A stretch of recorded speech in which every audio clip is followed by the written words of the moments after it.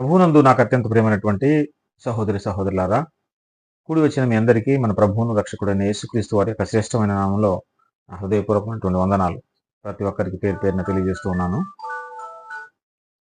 మరి ఈ ఆదివారపు దినాన, పరిశుద్ధ దినాన, ప్రభు దినాన మనమందరం ఈ రకంగా కూడుకొని ఇప్పటి వరకు పాటల చేత, ప్రార్థనల చేత దేవుని ఘనమైన నామాన్ని మరి మహిమపరిచినందుకు ఇప్పుడు కొద్దిసేపు మనం పరిశుద్ధ బైబిల్ గ్రంథంలో నుంచి దేవుని మాటలను మనం ధ్యానం చేద్దాం. ఒక చక్కని అంశాన్ని ఈరోజు మనం నేర్చుకోబోతున్నాం. కాబట్టి అందరూ శ్రద్ధగా మీ దగ్గర ఉన్నటువంటి బైబిల్ గ్రంథాన్ని చాలా చాలా ఫాస్ట్గా చెప్పిన వెంటనే తీసి మరి సహకరించాలి, వీలైతే చదివి సహాయం చేయాలి. ఈరోజు మనం ధ్యానించబోయే అంశం ఏంటి అని అంటే, స్థిరపడిన తరువాత పడిపోతున్నటువంటి భక్తిపరులు. భక్తిపరులైన వారు, భక్తులు, విశ్వాసులు కావచ్చు, బోధకులు కావచ్చు, సేవకులు కావచ్చు, ప్రవక్తలు కావచ్చు, ఎవరైనా కావచ్చు, భక్తిపరులైన వారు స్థిరపడిన తర్వాత పడిపోతున్నారు.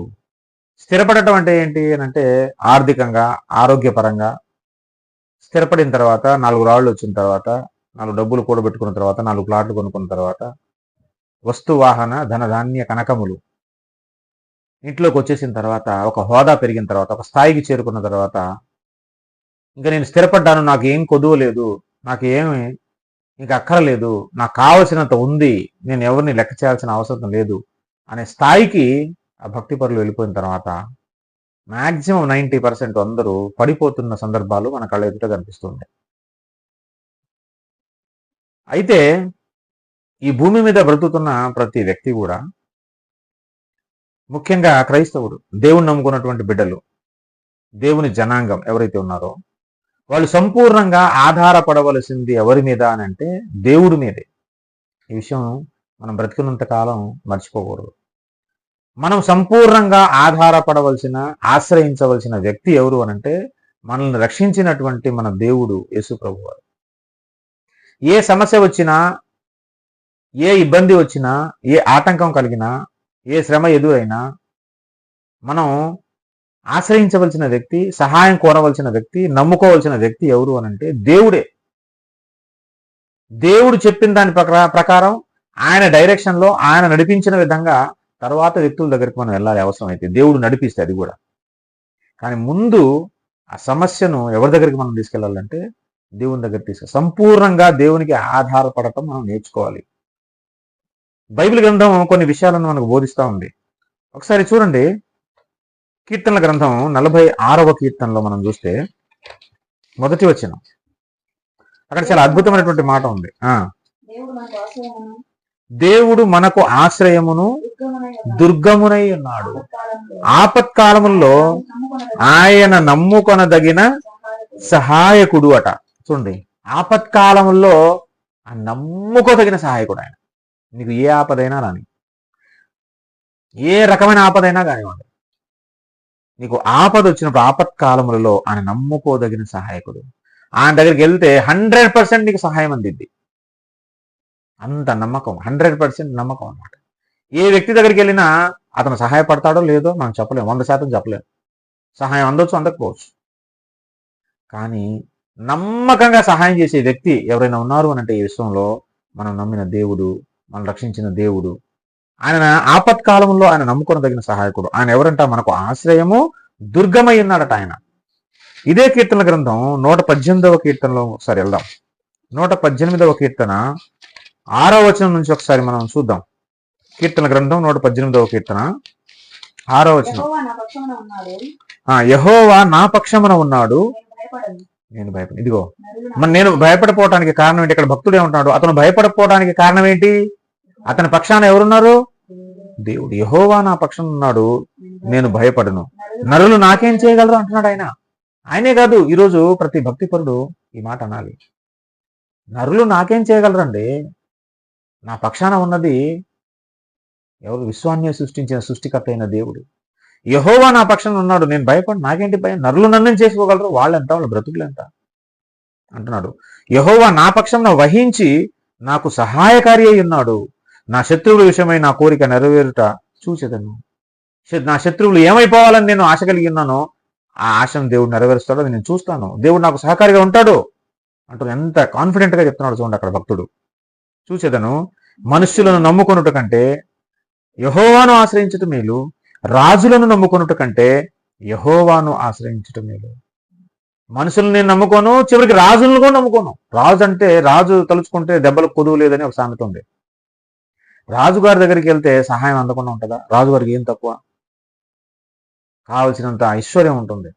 ఆయన దగ్గరికి వెళ్తే ఖచ్చితంగా సహాయం ఉండింది. కానీ భక్తుడు అంటున్నాడు, నేను రాజులను కూడా నమ్ముకోను, మనుషులను నమ్ముకోను, నేను రాజులను కూడా నమ్ముకోను. నేను నమ్ముకునే వ్యక్తి ఎవరంటే, నా సహాయకారి ఎవరంటే దేవుడు యెహోవా. ఆయన్నే నమ్ముకుంటాను. ఇంకా ఆయన నా పక్షాన ఉన్నప్పుడు నాకు మనుషులంటే భయమే లేదంటున్నాడు. నరులు నన్నేం చేయగలరు అంటున్నాడు. ఇదిగో ఇలాంటి స్థిరమైన బలమైనటువంటి విశ్వాసం మనందరి గుండెల్లో ఉండాలి మనం బ్రతికున్నంత కాలం. మనం సంపూర్ణంగా ఆధారపడవలసిన వ్యక్తి దేవుడే. మన ఆశ్రయం ఆయన, మన దుర్గం ఆయన, ఆపత్కాలంలో ఆదుకొనదగిన దేవుడు, నమ్మకమైన దేవుడు ఆయన. ఆయన మన పక్షాన ఉన్నప్పుడు మనం ఎవరికి భయపడాల్సిన అవసరం లేదు. ఎంత పెద్ద శత్రువు అయినా కానీ నా పక్షాన యుద్ధం చేయడానికి, పోరాటం చేయడానికి, నన్ను రక్షించడానికి నాకు దేవుడున్నాడు అనే ఈ మాట ఏదైతే ఉందో, ఈ విశ్వాసం, ఈ నమ్మకం ఏదైతే ఉందో అది గుండెల నిండా కలిగి ఉండాలి ప్రతి ఒక్క క్రైస్తవుడు కూడా. దేవుని మీద సంపూర్ణంగా ఆధారపడిన భక్తుల మాట ఎట్లా ఉంటాయి అదేంటా. ఇంకో చోట కూడా చూద్దాం ఒకసారి మనం.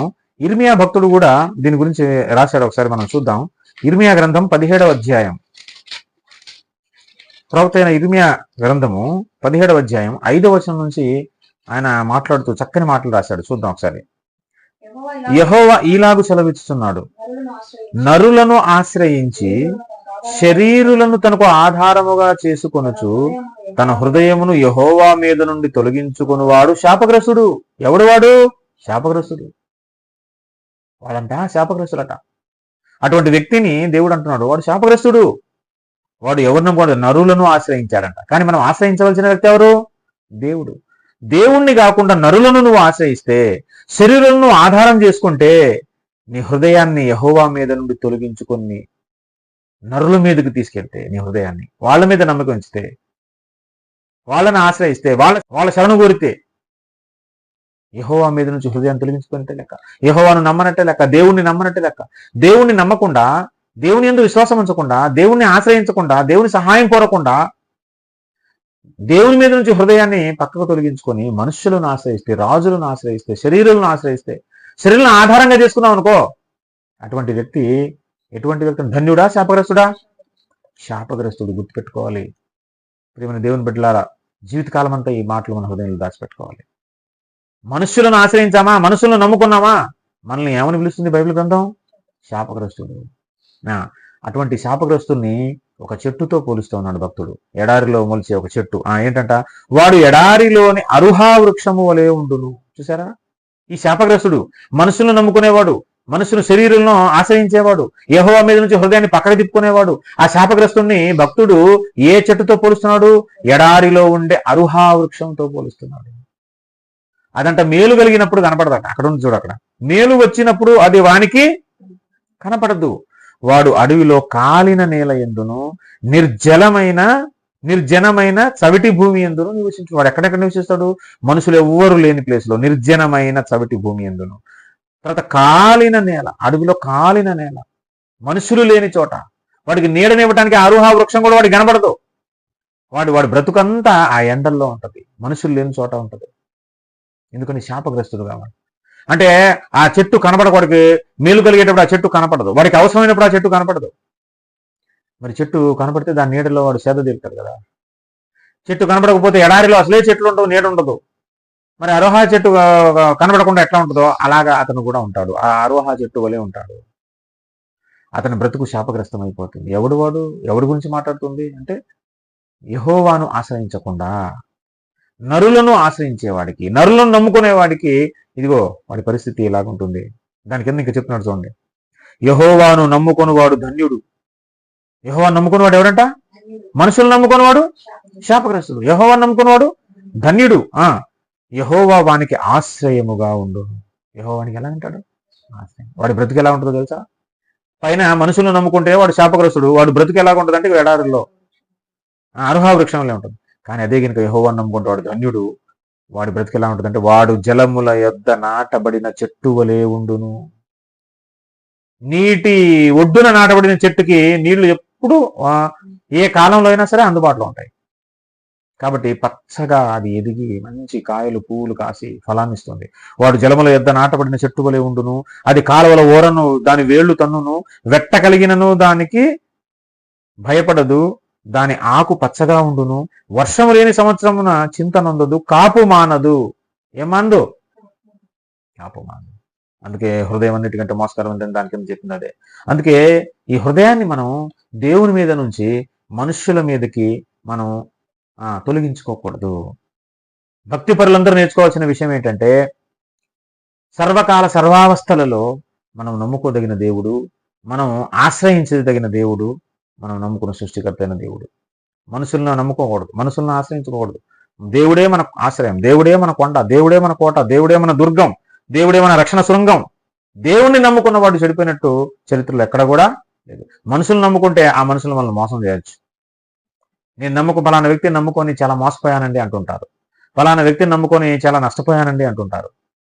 ఫలానా వ్యక్తిని నమ్ముకొని నేను అవమానపడ్డానండి అంటుంటారు. ఆ వ్యక్తి అలా అనుకోలేదండి అని అంటుంటారు. మనుషులను నమ్ముకుంటే ఎప్పటికైనా మోసం చేస్తారు. కానీ దేవుణ్ణి ఆశ్రయించాలి. ఈ రోజుల్లో చాలా మంది ఏం చేస్తున్నారు అంటే, స్థిరపడిన తర్వాత, దేవునిలో స్థిరపడిన తర్వాత, స్థిరపడటం అంటే ఏంటి అంటే, వాళ్ళు కొత్తగా దేవుణ్ణి నమ్ముకున్నప్పుడు, క్రైస్తవంలోనికి వచ్చినప్పుడు, దేవుని బిడ్డలుగా మారినప్పుడు, రక్షణ మారుమనసు పొందుకున్న తర్వాత వాళ్ళు పేదరికమైనటువంటి స్థితిలో ఉంటారు కదా చాలా మంది. డబ్బున్న వాళ్ళని పక్కన పెడతాం. డబ్బున్న వాళ్ళు మాక్సిమం 90% దేవుని దగ్గరికి రారు, అది వేరే సంగతి. అందరూ 90% ఎవరు ఉంటారు? బీదలే ఉంటారు. ఏదో అవసరంలో ఉన్నవారే ఉంటారు, కష్టాల్లో ఉన్నవారే ఉంటారు. అయితే మనం స్టార్టింగ్లో, ప్రారంభంలో దేవుణ్ణి నమ్ముకున్నటువంటి తొలి దినాలలో మనుషులు కొంతమందికి అయితే సైకిల్ కూడా ఉండదు, కాలినడకనే వెళ్ళేవాళ్ళు. వాళ్ళు దేనికోసం ప్రార్థన చేశారు స్టార్టింగ్లో అంటే సైకిల్ కోసం. కొంతమందికి బట్టలు సరిగా లేవు, ఉండవు. అంత దీనమైనటువంటి దారిద్ర్యంలో బ్రతుకుతున్న వాళ్ళు బట్టల గురించి. కొంతమంది ఇల్లు కూడా లేవు, ఇల్లు గురించి ప్రార్థన చేశారు. కొంతమంది బట్టల గురించి ప్రార్థన చేశారు. కొంతమంది వాహనాల గురించి ప్రార్థన చేశారు. కొంతమంది అనారోగ్యం గురించి ప్రార్థన చేశారు, ఆరోగ్యం ఇవ్వాలని. దీర్ఘకాలిక భయంకరమైన వ్యాధులు. కొంతమంది అన్నం కోసం ప్రార్థన చేసిన వాళ్ళు ఉన్నారు. కొంతమంది స్థలాల కోసం ప్రార్థన చేసేవాళ్ళు. కొంతమంది కుటుంబంలో గొడవల కోసం ప్రార్థన చేసేవాళ్ళు. ఎన్నో రకాల సమస్యలతో ప్రార్థన చేస్తూ, కన్నీరు గారుస్తూ, ఎంతో భయం భక్తి కలిగి మందిరానికి క్రమం తప్పకుండా వస్తూ, తమకు తోచిన కానుక దేవునికి ఇస్తూ, తమకు ఉన్నంతలో సువార్త కూటాలకు సహకరిస్తూ, చందాలిస్తూ, కన్నీరు గార్చి ఉపవాసం ఉండి ప్రార్థన చేసినప్పుడు దేవుడు ఏం చేస్తాడు? ఖచ్చితంగా ఆశీర్వదిస్తాడు కదా. చిన్నగా వారి జీవితాల్లోకి సైకిల్కి వచ్చింది, సైకిల్ ఉన్న వారి జీవితాల్లోనికి బైకులు వచ్చినాయి, బైకులు ఉన్న వారి జీవితాల్లోనికి కార్లు వచ్చినాయి. గుడిసెల్లో ఉన్న వారి జీవితాల్లో దేవుడు మంచి గృహాన్ని ఇచ్చాడు. పాత బట్టలు సెకండ్ హ్యాండ్కి బట్టలు కొనుక్కొని వేసుకునేటువంటి వారి జీవితాల్లో దేవుడు వారిని ఆశీర్వదించి, కరుణించి, కనికరించి మంచి బట్టలు 2000, 3000, 5000, 10,000 రూపాయల బట్టలు కొనుక్కునే స్థితికి తీసుకొచ్చాడు. చెప్పులు, పేరగాని చెప్పులు కూడా లేనటువంటి స్థితిలో 100 కిలోమీటర్లు కాలినడకన చెప్పులు లేకుండా అడవుల్లో, రోడ్లలో తిరిగినటువంటి వారి జీవితాల్లో దేవుడు అత్యధికంగా అద్భుతంగా వారిని దీవించి మంచి మంచి షూస్ ఇచ్చాడు. నులక మంచం కూడా లేని వారి జీవితాల్లో దేవుడు మంచి డబుల్ కాట్ మంచాలు ఇచ్చాడు. ఇట్లా మనం చెప్పుకుంటూ పోతే కొంతమంది ఉద్యోగం కోసం ప్రార్థన చేశారు. ఏమిటి అద్భుతంగా దేవుడు పెద్ద పెద్ద ఉద్యోగాలు ఇచ్చాడు, గవర్నమెంట్ ఉద్యోగాలు ఇచ్చాడు, ఉన్నత స్థాయిలో కూర్చోబెట్టాడు. ఒకప్పుడు ఏదైనా ఫ్రూట్ కొనాలంటే, ఒక 100 రూపాయలు ఖర్చు పెట్టాలంటే లేనటువంటి వారి జీవితాల్లో దేవుడు వేలకు వేలు పెట్టి ఫ్రూట్స్ కొనే స్థితికి దేవుడు తీసుకొని వెళ్ళాడు. కొంతమంది అనారోగ్యంతో బాధపడతా ఉంటే కన్నీరు గారిచి దేవుడిని అడిగితే వారి భయంకరమైన వ్యాధి నుంచి, రోగాల నుంచి దేవుడు స్వస్థత ఇచ్చాడు. ఇవన్నీ పొందుకున్న తర్వాత, ఇవన్నీ మన జీవితాల్లోకి వచ్చేసిన తర్వాత, డబ్బు వచ్చేసింది, ఆరోగ్యం వచ్చేసింది, ఇల్లు వచ్చేసింది, బైక్లు వచ్చేసినాయి, కార్లు వచ్చేసినాయి, బంగారం వచ్చేసింది, డబ్బు వచ్చేసింది, ప్లాట్లు వచ్చేసినాయి, హోదా వచ్చేసింది. ఏమండి, ఇవన్నీ వచ్చేసిన తర్వాత ఇక ఆటోమేటిక్గా పతనం అనేది, ఇంకా దేవుడు అంటే లెక్కలేదు, మందిరం అంటే లెక్కలేదు, దేవుని వాక్యం అంటే లెక్కలేదు, దేవుని ఆజ్ఞలు అంటే లెక్కలేదు. చిన్నగా ఒక్కొక్కటి మీరుకుంటూ ఒక్కొక్కటి వ్యతిరేకిస్తూ అతిక్రమిస్తూ, ప్రతి ఆజ్ఞను అతిక్రమిస్తూ దేవుని మందిరానికి దూరమై, దేవుని వాక్యం చదవటం మానేసి, దేవుని పాటలు పాడటం మానేసి, దేవుని సువార్తకి వెళ్ళటం మానేసి, సహోదరులను ప్రేమించటం మానేసి, బీదలను కనికరించడం మానేసి, తల్లిదండ్రులు లేని వారిని, విధవరాళ్లను ఆదుకోవటం మానేసి, ఇవన్నిటికి దూరం అయిపోయి పతనం అయిపోతూ దేవునికి దూరంగా వెళ్ళిపోయినటువంటి జీవితాల్లో ఎన్నో మన కళ్ళ ముందున్నాయి. నాకు తెలిసి బోల్డ్ అంతమంది అన్నారు. పతనమైపోతున్నారు, పడిపోతున్నారు. స్థిరపడి దేవుని నుంచి అన్ని పొందుకొని ఆశీర్వదింపబడి కడుపు నిండిన వాడు తేనెపట్టునైనా తొక్కేసి వెళ్ళిపోయినట్టుగా అన్ని జీవితంలోకి వచ్చేసిన తర్వాత ఇంక దేవుడు అంటే లెక్కలేని తనం వచ్చేసింది. గంట సేపు కూర్చొని మోకరించి ప్రార్థన చేసే పరిస్థితి లేకుండా పోయింది.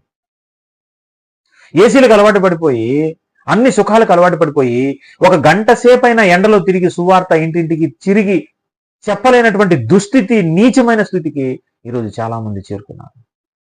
ఉద్యోగం రాకముందేమో ఉపవాసాలు ఉండి ప్రార్థన చేసి కన్నీరు గార్చి అడిగారు. ఉద్యోగం వచ్చిన తర్వాత అసలు ఉపవాసం కాదు కదా, అసలు కడుపు నిండా తిని మోకరించి ప్రార్థన చేసే పరిస్థితి కూడా లేకుండా పోయింది. పతనం. స్థిరపడిన తర్వాత పతనమైపోవటం అంటే ఇదే. అనేకుల జీవితాలను చూడండి, అనేకుల సాక్ష్యాలను చూడండి. ఇప్పుడు ఈ వాక్యం వింటున్న మీకు అందరికీ తెలుసు. మీ ఊళ్ళోనే మీరు అబ్జర్వ్ చేయండి, సర్వే చేయండి. దేవుణ్ణి ఒకప్పుడు నమ్ముకున్న వారు ఒకప్పుడు ఏ స్థితిలో నుంచి ఇప్పుడు ఏ స్థితిలోకి ఉన్నారు.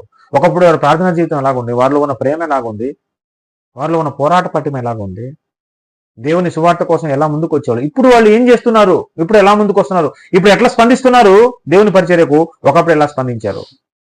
మీరే బేరీ చేసుకోండి, మీరే సర్వే చేయండి, మీకే సత్యం ఏంటో అర్థమైపోద్ది. లోకంలో ఉన్న 90% వ్యక్తులందరూ ఇలా పతనమైపోతున్నారండి. స్థిరపడిన తర్వాత పతనమైపోతున్నారు. కారణం ఏంటి తెలుసా? వారు మొట్టమొదటగా ప్రారంభ దినాలలో దేవుని మీద ఆధారపడ్డారు, దేవుణ్ణే ఆశ్రయంగా చేసుకున్నారు. కాబట్టి వారికి సమస్తం వచ్చింది, వాళ్ళు వర్ధిల్లారు, వాళ్ళు స్థిరపడ్డారు, వాళ్ళు బలపడ్డారు. ఎప్పుడైతే స్థిరపడి బలపడ్డారో ఇప్పుడు వారి జీవితంలో డబ్బు వచ్చింది కదా, ఇప్పుడు డబ్బును నమ్ముకుంటున్నారు. అధికారం వచ్చింది కదా, ఇప్పుడు అధికారాన్ని నమ్ముకుంటున్నారు. వారికి ఇప్పుడు బలగం పెరిగింది కదా, ఆ బలగాన్ని నమ్ముకుంటున్నారు. వ్యక్తులను నమ్ముకుంటున్నారు. దేవుణ్ణి ఆశ్రయించటం మానేసి, దేవుని సహాయాన్ని కోరటం మానేసి, దేవుని మీద ఆధారపడటం మానేసి శాపగ్రస్తులుగా మారిపోయారు. డబ్బును నమ్ముకుంటున్నారు, బంగారాన్ని నమ్ముకుంటున్నారు, హోదాని నమ్ముకుంటున్నారు, ఉద్యోగాన్ని నమ్ముకుంటున్నారు, తమ స్టేటస్ని నమ్ముకుంటున్నారు, తమ బలగాన్ని నమ్ముకుంటున్నారు. దేవుని మీద నుంచి మనస్సు తొలగిపోయింది, హృదయం తొలగిపోయింది. వీరు శాపగ్రస్తులు అయిపోయారు కాబట్టి వీరికి పతనం స్టార్ట్ అయిపోయింది. వారి జీవితాలు పతనం అయిపోతూ ఉన్నాయి. ప్రియులారా, ఈరోజు గమనించండి, అనేకులను మీరు. స్థిరపడిన తర్వాత పడిపోతున్నటువంటి వ్యక్తులు ఎంతమంది? కారణం ఏంటంటే వారి హృదయాలు దేవుని మీద నుంచి మనుషుల మీదకి వెళ్ళిపోయాయి. దేవుని ఆశ్రయించటం మానేసి మనుషులను ఆశ్రయించటం ప్రారంభించారు. చివరిగా మనం ఒక మాట బైబిల్ గ్రంథంలోంచి ఒక ముగ్గురు రాజులు, యూదా రాజుల గురించి, వాళ్ళ చరిత్ర గురించి ఒకసారి మనం తెలుసుకునే ప్రయత్నం చేద్దాం. వాళ్ళ చరిత్రలో ఏం జరిగిందో, వారి జీవితంలో ఏం జరిగిందో. ముగ్గురు యూదా రాజులు, తండ్రి కొడుకులే వాళ్ళందరూ. విచిత్రం ఏంటంటే తండ్రి కొడుకులు. వాళ్ళ జీవితాలు ఎలాగున్నాయో ఒకసారి మనం బైబిల్ గ్రంథం నుంచి చూద్దాం. ముగ్గురు జీవితాలు, తండ్రి కొడుకులు ముగ్గురు జీవితాలు చూద్దాం. యూదా రాజులు ఆ ముగ్గురు కూడా. 2వ దినవృత్తాంతముల గ్రంథం 14వ అధ్యాయం. 2వ దినవృత్తాంతముల గ్రంథం 14వ అధ్యాయం మొదటి వచనం నుంచి చూస్తే ఇక్కడ ఒక యూదా రాజు కనిపిస్తున్నాడు. ఆయన పేరు ఆసా. చెప్పండి, ఏంటి ఆయన పేరు? యూదా రాజు ఆసా గురించి రాయబడింది. మొదటి వచనం చదువుతున్నాను చూడండి. అబియా అతని పితరులతో కూడా నిద్రింపగా జనులు అతన్ని దావీదు పట్టణమందు పాతిపెట్టిరి. అతనికి బదులుగా అతని కుమారుడైన ఆసా రాజాయను.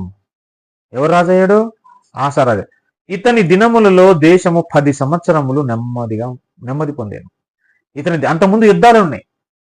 అంతకుముందు యూదా దేశానికిను, యూదా ప్రజలకిను, మిగతా ప్రజలకి మధ్యలో యుద్ధాలు, నరుక్కోలు, చంపటాలే. అయితే ఈయన వచ్చిన తర్వాత 10 సంవత్సరాలు నెమ్మదిగా ఎలాంటి యుద్ధాలు లేవు. ఎవరు వచ్చిన తర్వాత? ఆసా వచ్చిన తర్వాత. జాగ్రత్త వినాలి. మొట్టమొదటి యూదారాజు ఆసా గురించి మనం నేర్చుకుంటున్నాం. 2వ వచనం చూస్తే, ఆసా తన దేవుడైన యెహోవా దృష్టికి అనుకూలముగాను యథార్థముగాను నడిచిన వాడై. చూసారా ఎలా నడుచుకున్నాడట అతను? ఆసా యెహోవా దృష్టికి అనుకూలంగా యథార్థంగా నడుచుకున్నాడంట. 5వ వచనం లాస్ట్ లో చదువుతున్నా. 5వ వచనం చివరిలో, అతని ఏలుబడి యందు రాజ్యము నెమ్మదిగా ఉండేను. ఉంది అక్కడ 5వ వచనం చివరి లైను. అతని ఏలుబడి యందు రాజ్యం ఎలా ఉందంట? నెమ్మదిగా ఉండెను. ఆ సంవత్సరములలో 6వ వచనం, ఆ సంవత్సరములలో అతనికి యుద్ధములు లేకపోవుట చేత దేశంలో నెమ్మది కలిగి ఉండెను. యెహోవా అతనికి విశ్రాంతి దయచేసి ఉండగా అనే మాట ఉంది. 7వ వచనంలో చదవండి. అతడు యూదా వారికి ఇలాగ ప్రకటన చేశాడు, మన దేవుడైన యెహోవాను మనము ఆశ్రయించితిమి. ఆశానే చెప్తున్నాడు తన ప్రజలతో. మన దేవుడైన యెహోవాను మనం ఏం చేశాం? ఆశ్రయించితిమి. ఆశ్రయించినందున ఆయన మన చుట్టూను నెమ్మది కలుగజేసి ఉన్నాడు. ప్రజలతో చెప్తున్నాడు ఆశ. మనకు యుద్ధాలు ఏం లేకుండా హ్యాపీగా, సంతోషంగా, నెమ్మదిగా విశ్రాంతి తీసుకుంటూ మనం ఉన్నామంటే కారణం ఏంటనుకుంటున్నారు మీరు? మనమందరం మన దేవుణ్ణి ఆశ్రయించాం, మన దేవుణ్ణి నమ్ముకున్నాం కాబట్టి మనం ఎంత హ్యాపీగా, సంతోషంగా ఉన్నాం అని చెప్తున్నాడు ఆయన. 15వ అధ్యాయం 9వ వచనం లాస్ట్ లో చదువుతున్నాం, చివరి మాట. అతని దేవుడని యెహోవా అతనికి సహాయుడై ఉండుట చూసి ఇశ్రాయేలు వారిలో నుండి విస్తారమైన జనులు అతని పక్షము చేరిరి. ఈ ఆశా పక్షాన్ని వచ్చేసారు. ఎందుకని? దేవుడు అంటే అతనికి ఎలా ఉన్నాడు? సహాయుడై ఉన్నాడు. దేవుని సహాయం కోరాడు కాబట్టి మరి సహాయం చేస్తాడు కదా దేవుడు. ఇశ్రాయేలీల నుంచి కూడా అనేక మంది వచ్చేసి యూదులో కలిసిపోయారంట, ఏళ్లలో ఈ జనంలో కలిసిపోయారంట. 19వ వచనం చూడండి. ఆసా ఏలుబడి యందు 35వ సంవత్సరం వరకు యుద్ధములు 35వ సంవత్సరాల వరకు యుద్ధాలు ఏమి జరగలేదంట. ఎందుకు జరగలేదు చెప్పండి మీరు కారణం? దేవుని ఆశ్రయించాడు కాబట్టి, దేవుని నమ్ముకున్నాడు కాబట్టి, దేవుని సహాయాన్ని కోరాడు కాబట్టి యుద్ధాలు ఏం జరగలేదు. అయితే 16వ వచనంలో ఏం జరిగిందంటే చూడండి. ఆసా ఏలుబడి యందు 36వ సంవత్సరం ఇప్పుడు ఇజ్రాయేలు రాజైన బయేషా యూదా వారి మీద దండెత్తి బయలుదేరి యూదా రాజైన ఆసా యొద్దకు రాకపోకలు జరగకుండాన్నట్లు రామాను కట్టింపగా. యూదా రాజ్యం, ఇజ్రాయేలు రాజ్యం. ఈ ఆసా అనేవాడేమో యూదా రాజు. ఇజ్రాయేలు రాజైన బయేషా వచ్చి ఈ ఆసా దగ్గరికి ఎవ్వరు రాకుండా, రాకపోకలు ఏం జరగకుండా ఈ దేశానికి అడ్డుకోవడం కోసం రామా అనే ఒక పట్టణాన్ని ఇక్కడ మధ్యలో కట్టించాడంట. ఎవరు? ఇజ్రాయేలు రాజు బయేషా వచ్చి. అప్పుడు ఇతను ఏం చేయాలి చెప్పండి? ఎవరిని ఆశ్రయించాలి? దేవుణ్ణి ఆశ్రయించాలి, యెహోవాను ఆశ్రయించాలి. ఇదేంటి ప్రభువా, అతను వచ్చి రాకపోకలు లేకుండా ఇట్లా రామాన్ని కట్టేశాడు, నీవే సహాయం చేయమని దేవుని దగ్గరికి వెళ్ళాలి కదా. ఇక్కడ ఆ మనసు మారిపోయింది. దేవుని దగ్గరికి ఎవరి దగ్గరికి వెళ్ళాడంటే సిరియా రాజు అయినటువంటి బెన్హదదు దగ్గరికి వెళ్ళాడు. చూడండి అక్కడ మనకి 2వ వచనం చూడండి. ఆసా యెహోవా మందిరమందును రాజనగరమందును ఉన్న బొక్కసముల్లోని వెండి బంగారములను తీసి దమస్కులో నివాసము చేయు సిరియా రాజుకు బెన్హదదు నొద్దకు దూతలను చేత పంపించి, నా తండ్రికిని నీ తండ్రికిని కలిగి ఉన్నట్లు నాకును నీకును సంధి కలిగి ఉన్నది అంటున్నాడు. కాబట్టి వెండిని బంగారం నీకు పంపిన్నాను. ఇశ్రాయేలు రాజైన బయేషా నన్ను విడిచి ఆవలికి పోవునట్లు నీవు అతనితో చేసిన సంధిని భంగం చేయమని వర్తమానం చేశాను. బెన్హదదు రాజైన ఆసా మాట అంగీకరించెను. చూసారా? బెన్హదదును వెళ్ళి సిరియా రాజు దగ్గర ఆశ్రయించి, ఇగో నువ్వే ఎట్టగట్టని చేసి అతనికి నీకున్న సంధిని అది బ్రేక్ చేసేయి, ఇగో ఈ సమస్య నుంచి నన్ను కాపాడు అని ఎప్పుడైతే సిరియా రాజైన బెన్హదదును ఆశ్రయించాడో, దేవుని ఆశ్రయించడం మానేశాడో, అప్పుడు దేవుడు ఏం చేశాడంటే ఒక ప్రవక్తను పంపించాడు అతని దగ్గరికి. ఆ ప్రవక్త ఇక చూడండి 7వ వచనంలో ఆ ప్రవక్త వచ్చి ఏం చెప్తున్నాడు చూడండి. ఆ కాలమందు దీర్ఘదర్శి అయిన హనాని, ఆ ప్రవక్త పేరేంటి? హనాని, యూదా రాజైన ఆసా యొద్దకు వచ్చి అతనితో ఇలాగూ ప్రకటించను, నీవు నీ దేవుడని యెహోవాను నమ్ముకొనక సిరియా రాజును నమ్ముకొంటివే. ఎవరు నమ్ముకున్నావు తెలుసా? నువ్వు సిరియా రాజును బెన్హదదును నమ్ముకున్నావు, నువ్వు యెహోవాని నమ్ముకోలేదు అని చెప్తూ 9వ వచనంలో ఏమంటున్నాడు చూడు. తన ఎడల యథార్థ హృదయం గల వారిని బలపరచుటకై యెహోవా కనుదృష్టి లోకమందంతటా సంచారము చేయుచున్నది. ఈ విషయమందు నీవు మతి తప్పి ప్రవర్తించితివి గనుక. ఈ విషయంలో ఎలా ప్రవర్తించావు తెలుసా? మతి తప్పి ప్రవర్తించితివి గనుక ఇది మొదలుకొని నీకు యుద్ధములే కలుగును. అప్పటిదాకా యుద్ధాలే లేవు, ఇక నుంచి ఏం స్టార్ట్ అయింది తెలుసా? యుద్ధాలే. మతి తప్పి ప్రవర్తించావు, దేవుణ్ణి ఆశ్రయించకుండా నువ్వు ఎవరిని ఆశ్రయించావు? సిరియా రాజును ఆశ్రయించావు. ఏం జరిగిందో చూడండి 10వ వచనంలో. ఇలా తిట్టినందుకు ఇతను ఏం చేశాడంటే చూడండి, అతను తీసుకెళ్లి జైల్లో వేశాడు అనమాట. ఆ దీర్ఘదర్శి అట్లు ప్రకటించినందుకు ఆశ అతని మీద కోపగించి రౌద్రమును చూపి అతని బందీ గృహములో వేసాను. ఇదియుగాక ఆ సమయం మంది ఆశ జనుల్లో కొందరిని బాధపరిచాను. అంటే జనులు ఎవరైనా అడిగి ఉంటారు, ఏమయ్యా నువ్వు బుద్ధి జ్ఞానం ఏమైనా ఉందా నీకు? యెహోవా ప్రవక్తను అతను తీసుకెళ్లి నువ్వు జైల్లో పెడతావా, చెరసాల్లో వేస్తావా, బందీ గృహంలో వేస్తావా? నిన్ను తిట్టినందుకు, నిన్ను హెచ్చరించినందుకు, దేవుడు ఇట్లా చెప్తున్నాడని నీకు చెప్పినందుకు, దేవుని మాటను నీకు చెప్పినందుకు నువ్వు అతను జైల్లో వేస్తావా అని ఎవరైనా అడిగారేమో. వాళ్ళని కూడా బాధించాడంట. ఎప్పుడైతే ప్రవక్తను జైల్లో వేయించాడో, తన ప్రజలను హింసించాడో, యెహోవా మీద నుంచి నమ్మకం పోయిందో, మనుషులను ఆశ్రయించాడో, అప్పుడు దేవుడు రంగంలోకి దిగి ఏం జరిగిందో 12వ వచనంలో చూడండి. 12వ వచనంలో ఏం జరిగిందో చూడండి. ఆస తన ఏలుబడి యందు 39వ సంవత్సరమున పాదములలో జబ్బు పుట్టి తాను బహుబాధపడినను దాని విషయంలో అతడు యెహోవా యొద్ద విచారణ చేయక వైద్యులను పట్టుకొనెను. పోయి ఎవరిని పట్టుకున్నాడంట? ఇంత చేసినందుకు, ప్రవక్తను అతను జైల్లో వేయించినందుకు, దేవుని ప్రజలను హింసించినందుకు, మనుషులను నమ్ముకున్నందుకు దేవుడు అతనికి ఏం కలుగు చేశాడు? పాదాలంటే ఏంటి? కాళ్ళ కింద పాదాల్లో జబ్బు అంట. మరి అది ఏం జబ్బు ఆ కాలంలో, దాని పేరు ఏంటో కానీ. పాదాలంటే ఇక 2 కాళ్ళు నడవటం ఉండదు, ఇక మంచం మీద పడుకోవటం. 2 సంవత్సరాల వరకు భయంకరమైన శ్రమ, వేదన, కేకలు, పెడబొబ్బులు పెట్టాడు ఆయన ఆ వ్యాధి చేత. అంత వ్యాధితో పడిన దేవుడు గుర్తొచ్చాడా? దేవుని ఆశ్రయించాడా? తన తప్పు తాను తెలుసుకున్నాడా? దేవుని వైపు తిరిగాడా అంటే లేదు. పైపెచ్చు ఎవరు నమ్ముకున్నాడు? మళ్ళా వైద్యులను పట్టుకున్నాడంట. ఇదేంటి విచిత్రం? విన్నారా ఎప్పుడైనా మీరు ఈ మాట? వైద్యులను పట్టుకున్నాడంట. ఇక మీరే నాకు దిక్కు బాబు, మీరే నాకు శరణం బాబు, మీరే నన్ను బాగు చేయగలరు, నన్ను కాపాడగలరు, నన్ను బ్రతికించగలరు. మనిషి అంతా ఎటైపోయాడు? బుద్ధి వచ్చిందా? రాలేదు. చివరికి చచ్చిపోయాడు. యెహోవాను ఆశ్రయించకుండా మనుషులను ఆశ్రయిస్తే అతని జీవితంలో శాపం వచ్చింది. ఆ శాపం ఏంటి తెలుసా? పాదాల్లో జబ్బు. ప్రవక్త ఆస రాజు, యూదా రాజు పరిస్థితి ఎంత ఘోరంగా మారిపోయిందో చూడండి. ఇక ఇతను చనిపోయిన తర్వాత ఇతని కొడుకు ఎవరో తెలుసా? యెహోషాపాతు. 17వ అధ్యాయంలో మొదటి వచనం చూడండి. తర్వాత అతనికి బదులుగా అతని కుమారుడని యెహోషాపాతు రాజయ్యి. ఇప్పుడు ఎవరు రాజయ్యారు? యెహోషాపాతు రాజు. ఆసా కొడుకు ఎవరు? యెహోషాపాతు. గుర్తుపెట్టుకోండి. ఇప్పుడు తండ్రి కథ అయిపోయింది, ఇప్పుడు కొడుకు యెహోషాపాతు. ఈ యెహోషాపాతు ఏం చేశాడంటే 18వ అధ్యాయం మొదటి వచనంలో ఏం చేశాడు చూడండి. 18వ అధ్యాయము మొదటి వచనంలో, తనకు ఐశ్వర్యమును ఘనతయు అధికముగా కలిగిన తరువాత యెహోషాపాతు ఆహాబుతో వియ్యముంది. వియ్యంకుడుగా మారాడు. ఆహాబుతో వియ్యముంది. ఆహాబుతో వియ్యమంతటం అంటే ఏంటి తెలుసా? ఈ యెహోషాపాతు తన కొడుకుని ఆహాబు కూతురికిచ్చి పెళ్లి చేశాడు. ఏమండి? యెహోషాపాతు ఎవరితో సహవాసం చేశాడు తెలుసా? ఆహాబుతో సహవాసం చేశాడు. ఆహాబు ఎవరు ఇంతకీ అంటే ఇజ్రాయేలు రాజు. ఆహాబు ఎవరండి? ఇజ్రాయేలు రాజు. మరి ఇజ్రాయేల్ రాజుతో సహవాసం చేయడం తప్పంటే వాడు పరమ దుర్మార్గుడు, దుష్టుడు. ఆహాబు రాజు ఎంత దుష్టుడు అంటే, ఇజ్రాయేలీయుడై ఉండి ధర్మశాస్త్రం ప్రకారం, మోషే ధర్మశాస్త్రం ప్రకారం ఇస్రాయేల్లో ఉన్న జనాంగంలో ఉన్న స్త్రీనే పెళ్లి చేసుకోవాలి ఆయన. కానీ ఆయన ఏం చేశాడు? అన్యుల స్త్రీ, సీదోనీయులు అన్య స్త్రీ ఎత్ బయలు అనేవానికి ఒక కూతురు ఉందన్నమాట. ఎత్ బయలు అనే, అది ఒకసారి అది కూడా మనం చూద్దాం, క్రాస్ రెఫరెన్స్. అది చూస్తే మనకి క్లారిటీ వస్తుంది. ఒకసారి మొదటి రాజుల గ్రంథం 16వ అధ్యాయము చూడండి. 30వ వచనం. 16:30. మొదటి రాజుల గ్రంథం 16:30. ఓమ్రీ కుమారుడైన ఆహాబు తన పూర్వీకులందరినీ మించునంతగా యెహోవా దృష్టికి చెడుతనం చేసెను. నెబాతు కుమారుడైన యెరోబాము జరిగించిన పాపక్రియలను అనుసరించి నడుచుకున్నట్ట స్వల్ప సంగతి అనుకొని అతడు సీదోనీయులకు రాజైన ఎత్బయలు కుమార్తె అయిన యెజబెలును వివాహము చేసుకొని బయలుదేవతలను పూజించుచు వాటికి మొక్కుచూ ఉన్నాడు. చూశాడా?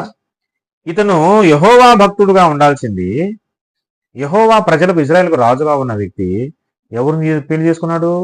సీదోనీయుల రాజు ఎత్ బయలు. బయలుదేవత అనేది వాళ్ళదే అన్నమాట. ఎత్ బయలు అని పేరు. సీదోనీయుల రాజు. ఆ రాజకుమార్తె అనే యెజబెలును చేసుకున్నాడు. ఇంత భయంకరమైన పాపం. చేసుకోవటమే కాకుండా మరి వాళ్ళేమో అన్యులు కదా, వాళ్ళకు విగ్రహాలు ఉంటాయి కదా, ఆ విగ్రహాలకు బలిపీఠాలు కట్టి ఆ విగ్రహాలు చేయించి వాటిని నేను మొక్కడం స్టార్ట్ చేసినంత దుర్మార్గుడు. చేసి చివరికి ఏం జరిగిందో తెలుసా? పేరుకు మాత్రమే ఇతనికి రాజు, పెత్తనం అంతా కూడా భార్యది అయిపోయింది, యెజబెల్ అయిపోయింది ఇజ్రాయేలీల మీద. ఇజ్రాయేలీల్ని ఘోరంగా హింసించిందా, ప్రవక్తలందరం చంపించేసిందామా, ఒక హర్రర్ పుట్టించింది దేశంలో, ఇజ్రాయేల్ దేశంలో. స్త్రీ భర్త ఏమో నోరు మూసుకొని మూతి ముడుచుకొని కూర్చుంటాడు. సిట్ అంటే సిట్, స్టాండ్ అంటే స్టాండ్. ఆహాబు ఏది ఆహాబుకి ఏదైనా కావాలన్నా భార్యలను అడగాల. పప్పెట్ అంటారు చూడు, తోలుబొమ్మ, పప్పెట్. ఈ రోజుల్లో కూడా చాలా చోట్ల మనం చూస్తూ ఉంటాం కదా, బయట కూడా. పేరుకు మాత్రమే ఇంటి యజమాని భర్తగా ఉంటాడు, కానీ పెత్తనం అంతా ఎవరితో ఉంటుంది? భార్యది ఉంటుంది, స్త్రీది ఉంటుంది. పైకి మాత్రం హుందాగా ఏదో కనబడతా ఉంటాడు, భర్తలాగా యజమానిలాగా పైన ఏదో అట్లా బిల్డప్ కొడుతూ ఉంటాడు. కానీ ఎవరిది నడిచేది మొత్తం, నడిచేదంతా ఎవరిది? కుటుంబం నడిపేది మొత్తం భార్య లేని వాళ్ళే. చూస్తూ ఉంటాం మనం, ఏ కుటుంబాలు ఇలాగే జరుగుతూ ఉంటాం. ఇక్కడ కూడా అంతే. అన్య స్త్రీ ఎత్బయలు యొక్క కుమార్తె యెజబెలును, వాళ్ళ అమ్మాయికి ఆయనతో సహవాసం చేశాడు ముందు యెహోషాపాతు. ఎవరితో? ఆహాబుతో సహవాసం చేసి, ఆ సహవాసం కాస్త ఎక్కడి దాకా వెళ్ళిందంటే వియ్యం అందుకునేంత వరకు వెళ్ళింది. అంటే ఈ యెహోషాపాతు కుమారుడైన యెహోరాము అన్నమాట అతని పేరు. ఈ ఆహాబు యెజబెలు యొక్క కూతురు అతల్య, ఏంటి ఆమె పేరు? ఆ అతల్యాకి ఈ యెహోషాపాతు కుమారుడు యెహోరాముకి ఇచ్చి పెళ్లి చేశారు. ఎంత భయంకరమైన పాపం. ఇంకోటి, అలా చేయటం కాకుండా, సహవాసం చేయటమే కాకుండా, ఇతను ఏం చేశాడంటే, ఇతని మీదకి ఇతను ఇజ్రాయెల్ రాజు దగ్గరికి వెళ్ళాడు, ఆహాబ్ దగ్గరికి వెళ్ళాడు ఒక రోజు. వెళ్తే ఆహాబ్ ఏమన్నాడంటే, మరి మనం రామోత్ గిలాద్కి వెళ్ళి యుద్ధం చేద్దాము, నాతో పాటు వస్తావానంటే, నేనేంటి, నా సైన్యం అంతా నీతో పాటు వచ్చేస్తాం పదా అని చెప్పాడు. పదా అని చెప్పిన తర్వాత అక్కడికి వెళ్ళి మనం గెలుస్తామో లేదో ఒకసారి ప్రవక్తల్ని పిలిచి వాళ్ళ చేత దేవుడు ఏమంటున్నాడో, మనం గెలుస్తామో లేదా ఒకసారి విచారణ చేద్దాం, ప్రవక్తలను పిలిపించు అని యెహోషాపాతు ఆహాబ్తో చెప్తాడు, ప్రవక్తలను పంపించని. ఆయన ఏం చేస్తాడంటే 400 మంది ప్రవక్తలను పిలిపిస్తాడు. ఎవరు? ఆహాబు. ఎవరిచ్చారు ఈ ఐడియా? యెహోషాపాతు. మనం రామోత్ గిలాద్ మీదకి యుద్ధానికి వెళ్దాం, ఓకే, కానీ మనం అక్కడ గెలుస్తామో లేదో ఒకసారి దేవుణ్ణి అడిగి తెలుసుకుందాం, ప్రవక్తలను పిలువు అని చెప్తే ఈ ఆహాబు 400 మంది ప్రవక్తలను తీసుకొచ్చాడు. వాళ్ళందరూ మీకు ఏం బాధలేదు, వెళ్ళండి యుద్ధానికి, మీరందరూ గెలుస్తారని చెప్పారు. అప్పుడు యెహోషాపాతు ఏమన్నాడంటే, వీళ్ళు కాదు, యెహోవా ప్రవక్త ఎవడు లేడా అని పిలువు. అప్పుడు ఒకడున్నాడు, మీకాయా అనే ఒక ప్రవక్త ఉన్నాడు, కానీ వాడు ఎప్పుడు నాకు రివర్సే చెప్తాడు, అందుకే ఆయన నేను పిలవలేదు అంటే, లేదు అని పిలువు ఉంది. ఏమంటాడు? నువ్వు వాడికి వెళ్తే ఇది దేవుని చిత్తం కాదు, నీకు వెళ్ళటం మంచిది కాదంటగా చెప్పేశాను. ఇదిగో నేను చెప్పానా, వీళ్ళందరూ ఏమో వెళ్ళమన్నారు, వీడేమన్నాడు, నేను ఫస్ట్ నుంచి చెప్తూనే ఉన్నానా ఇట్లా చేస్తాడని. అప్పుడు సిద్కి అనే ఒక వ్యక్తి వచ్చి ఏం చేశాడు తెలుసా? 23వ వచనం చూడండి, 18:23లో. అప్పుడు కెనయనా కుమారుడైన సిద్కియా దగ్గరకు వచ్చి మీకాయాను చెంప మీద కొట్టి, ఆ మాట చెప్పగానే ప్రవక్తను ఒక వ్యక్తి వచ్చి చెంప మీద కొట్టాడు అంతమందిలో. అప్పుడు యెహోషాపాతు, మనోళ్ళు అంటారు బయట, గుడ్డి గుర్రాలకు పళ్ళు దూపుతున్నాడు అన్నట్టు. ఇతను చూస్తున్నాడు కదా, యెహోవా ప్రవక్తను అక్కడ వచ్చి చెంప మీద కొడితే ఇతను ఏం చేయాలి? ఇతను ఆపాలి కదా, ఇదేంది తప్పని చెప్పాలి కదా, కానీ ఏం మాట్లాడలేదు. దాని తర్వాత ఏం చేశాడు? 25వ వచనంలో, అప్పుడు ఇజ్రాయేలు రాజు అన్నాడు, పట్టణపు అధిపతి అయిన ఆమోను వద్దకు రాజకుమారుడైన యెహోషువ వద్దకును మీరు మీకాయను తీసుకుని పోయి వారితో, రాజు మీకు ఇచ్చిన సెలవు ఇది అనుడి, నేను సురక్షితముగా తిరిగి వచ్చు వరకు వీనిని చెరలో పెట్టి క్లేశాన్న పానములు ఈవుడి. వీడిని జైల్లో పెట్టండి, మేము యుద్ధానికి వెళ్ళి వస్తాం, యెహోషాపాతును నేను వెళ్ళి యుద్ధానికి వెళ్ళి వస్తాం రామోత్ గిలాద్ మీదకి. అప్పుడు దాకా ఈయన తీసుకెళ్ళి ఆడబెడేస్తారంటే చెరసాలు జైలు వేసేయండి. క్లేశాన్న పానములు పెట్టండి అన్నాడు. అంటే కష్టమైన ఆహారం, తినటానికి కష్టమైన ఆహారం, తాగటానికి కష్టమైన పానీయం, క్లేశాన్నములు. అంటే మీరు అందరు తినే భోజనం కాదు, తినటానికి దగ్గర కూడా రానికి, అంటే అది ఏమాత్రం నచ్చని భోజనం. క్లేశాన్న పానములు పెట్టి జైల్లో పెట్టంటారు మేము వచ్చేదాకా అని చెప్పాడు. అప్పుడు యెహోషాపాతు ఏమనాలి? యెహోవా ప్రవక్తం తీసుకొచ్చి మీరు జైల్లో పెడతారా అని అనాలి కదా. ఏం మాట్లాడలేదు. ఇక్కడ ముందు ఆహాబుతో సహవాసం చేయటం ఒక తప్పు, తన కుమారుడిని అతని కుమార్తెకి ఇచ్చి పెళ్లి చేయటం మరో తప్పు, ప్రవక్తను అక్కడ చెంప మీద కొట్టి అవమానపరుస్తుంటే ఏం మాట్లాడకపోవడం ఇంకో తప్పు, అతను తీసుకెళ్లి జైల్లో పెట్టిన తర్వాత కూడా ఏం మాట్లాడకపోవడం ఇంకో తప్పు. తప్పుల మీద తప్పు చేసుకుంటూ వెళ్ళాడు. అయితే ఏం జరిగింది ఒకసారి చూద్దాం. ఏం జరిగిందో ఒకసారి చూద్దాం. అంటే వీళ్ళు యుద్ధానికి వెళ్ళారు, యుద్ధానికి వెళ్ళిన తర్వాత వాడిని ఆహాబుని చంపేశారు. ఇతనికి ఏం కాలేదు, ఇతను పారిపోయి తిరిగి వచ్చేసాడు. ఎవరు? యెహోషాపాతు. దేవుడు ఇతన్ని కాపాడాడు, ఇతన్ని చంపనీయలేదు. దేవుడు కాపాడటానికి వెనుక చాలా కారణాలు ఉన్నాయి, అది మనం ఇంకొక లెసన్లో మనం మాట్లాడుకున్నాం. కానీ ప్రస్తుతానికైతే అతను దేవుడు సేవ్ చేశాడు, కాపాడాడు. తప్పుల మీద తప్పులు చేసినా, పొరపాట్లు చేసినా, పాపం చేసినా దేవుడు అతను కాపాడి తిరిగి వచ్చాడు. వచ్చేసిన తర్వాత 19వ అధ్యాయం 1వ వచనంలో ఉండే, యూదారాజైన యెహోషాపాతు ఏ అపాయమును చెందకుండా యెరూషలేమునందుండు తన నగరుకు తిరిగి రాగా, ఉందా అక్కడ? దీర్ఘదర్శి హనానీ కుమారుడు యెహూ అతనికి ఎదుర్కొనబోయి రాజైన యెహోషాపాతుని ఇలాగ ప్రకటన చేశాను, నీవు భక్తిహీనులకు సహాయము చేసి యెహోవా శత్రువులకు స్నేహితులు అవుతావు కదా. అందువలన యెహోవా సన్నిధి నుండి కోపం నీ మీదకి వచ్చును. చూడు, ప్రవక్త వచ్చి చెప్పేశాడు, నువ్వు ఇదంతా చేసావు కదా, దేవుని కోపం నీ మీదకి వస్తుంది, నువ్వు దేవుని శత్రువుల్ని సాహసం చేస్తున్నావు అని చెప్పగానే ఇతను ఏం చేశాడు తెలుసా? వెంటనే మారు మనసు పొందాడు. ఇదిగో ఇది, this is what we have to learn from him. ఇది నేర్చుకోవాలి మనం. తప్పు చేయటం అనేది మానవ సహజం. మనం తప్పు చేసేసిన తర్వాత దేవుడు మనల్ని గద్దించినప్పుడు, తప్పని తెలుసుకున్న తర్వాత ఏం చేయాలి? వెంటనే మారు మనసు పొందాలి. ఇతను చేశాడు. అక్కడ చూడండి కింద 3వ వచనంలో, అయితే దేశంలో నుండి నీవు దేవతా స్తంభం తీసివేసి దేవుని యొద్ద విచారణ చేయుటకు నీవు మనస్సు నిలుపుకొని ఉన్నావు, నీ యందు మంచి క్రియలు కనబడుచున్నవి. అర్థమైందా? ఇంకా మనం కిందకి చదువుకుంటా వెళ్తే అతను మంచి మనస్సు కలిగిన వాడే మారిపోయాడు అనమాట. దాని తర్వాత మనం చదువుకుంటూ వెళ్తే యెహోషాపాతు ఇంకెప్పుడు ఎక్కడ తప్పు చేయలేదు, తప్పు దిద్దుకున్నాడు, పశ్చాత్తాపడి దేవుని వైపు తిరిగాడు, మారు మనసు పొందాడు. అప్పుడు దేవుడు అతన్ని నశింపచేయలేదు. కానీ ఇతని కుమారుడు ఉన్నాడు కదా, ఎవరు? యెహోషాపాతు కుమారుడు యెహోరాము. అతను ఎవరిని చేసుకున్నాడు? అతల్యా. ఇంకా తల్లికి మించినటువంటి దుష్టురాలు అతల్యా. ఇతను ఏం చేశాడు యెహోరాము అని అంటే, ఇతను చేసిన పొరపాటు కూడా మనం చూసి ఇంకా ముగించేద్దాము. ఇతను ఏం చేశాడో ఒకసారి మనం చూద్దాం. 21:5 యెహోరాము ఏలన ఆరంభించినప్పుడు 32 ఏండ్ల వాడు. అతడు యెరూషలేములో 8 సంవత్సరం ఏలెను. అతడు ఆహాబు కుమార్తెను పెళ్లి చేసుకొని ఆహాబు సంతతి వారు నడిచిన ప్రకారము ఇజ్రాయేలు రాజుల మార్గమందు నడిచెను. అతడు యెహోవా దృష్టికి ప్రతికూలముగా ప్రవర్తించెను. చూసారా ఎలా ప్రవర్తించాడంట? ప్రతికూలంగా ప్రవర్తించాడు. ఎప్పుడైతే ఇతను మరి ఆమెని వివాహం చేసుకున్నాడో, ఇంకా తన ఇష్టానుసారంగా బ్రతకటం, పాపం చేయటం, దేవుని దృష్టికి ప్రతికూలమైన పనులు చేయటం స్టార్ట్ చేశాడు. అప్పుడు దేవుడు ఇతన్ని కూడా మొత్తినందున అతనికి ఏమైందో 15వ వచనంలో చూడండి ఒకసారి. 15వ వచనంలో, నీవు ఉదరమున వ్యాధి కలిగి, అతను ఇక్కడ చూడండి 13వ వచనం కూడా చూద్దాం.